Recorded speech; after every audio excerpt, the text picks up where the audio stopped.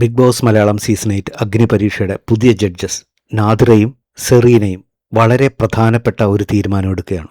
മത്സരങ്ങളെല്ലാം ജയിച്ച് സേഫ് സോണിൽ നിൽക്കുന്ന ഒരു മത്സരാർത്ഥിയെ പുറത്താക്കണം. അല്ലെങ്കിൽ അവരുദ്ദേശിക്കുന്ന ബിഗ് ബോസിലേക്ക് പറഞ്ഞുവിടാൻ ആഗ്രഹിക്കുന്ന ചില മത്സരാർത്ഥികൾ പുറത്താകും. ഇത് ഞാൻ വളരെ മുമ്പേ പറഞ്ഞിട്ടുള്ള കാര്യങ്ങളാണ്. ഈ 2 എക്സ്ട്രാ ജഡ്ജസ് അവർ ചില കാര്യങ്ങൾ നടപ്പിലാക്കാനാണ് വന്നിരിക്കുന്നത്.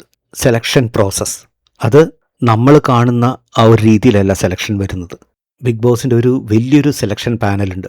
അതിൽ സൈക്കോളജിസ്റ്റ്, സൈക്കാട്രിസ്റ്റ് തുടങ്ങി ഒട്ടനവധി പേരുണ്ട്. അവർ പല പല കാര്യങ്ങളാണ്, പല പാരാമീറ്റേഴ്സാണ് അവർ ചെക്ക് ചെയ്ത് എൻഷുർ ചെയ്യുന്നത്. 100 ദിവസം ആ വീട്ടിൽ സർവൈവ് ചെയ്യാനായിട്ടുള്ള മെൻ്റൽ ഫിസിക്കൽ സ്ട്രെങ്ത് എല്ലാം അവർ എൻഷുർ ചെയ്യും. നമുക്കറിയാം, വളരെ നല്ല രീതിയിൽ ഗെയിം കളിച്ച കുറച്ച് ഫിസിക്കൽ ഇഷ്യൂസ് ഉള്ള ആളുകളെല്ലാം അവർ പുറത്താക്കി കഴിഞ്ഞു. അതിൻ്റെ തുടർച്ചയാണ് ഇന്ന് സംഭവിച്ചത്. സെറീനയും നാദിറയും കൂടി ഇന്ന് ഒരു കാൻഡിഡേറ്റിനെ പുറത്താക്കുമ്പോൾ അവർ പറയുന്ന പല റീസണുകളിൽ ഒരു പ്രധാനപ്പെട്ട റീസൺ മലയാള ഭാഷ വളരെ ഭംഗിയായിട്ട് കൈകാര്യം ചെയ്യാനായിട്ട് അറിയില്ല എന്നുള്ളതാണ്. തമിഴ് സ്ലാങ് വരുന്നു, അതുകൊണ്ട് പറയുന്ന കാര്യങ്ങൾ വളരെയധികം ക്ലാരിറ്റിയോടുകൂടി പ്രസൻറ്റ് ചെയ്യാനായിട്ട് സാധിക്കില്ല എന്നുള്ളൊരു തീരുമാനം.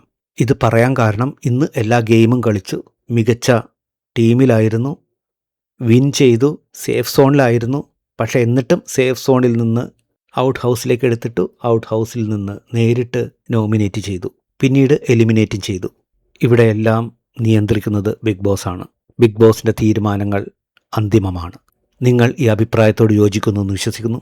നിങ്ങളുടെ അഭിപ്രായങ്ങൾ ഏതും ആകട്ടെ, അത് കമൻ്റായിട്ട് രേഖപ്പെടുത്തൂ. നമുക്ക് ഡിസ്കസ് ചെയ്യാം. പുതിയൊരു വീഡിയോയുമായിട്ട് നമുക്ക് വീണ്ടും കാണാം. അതുവരെ ബൈ ബൈ, ടേക്ക് കെയർ.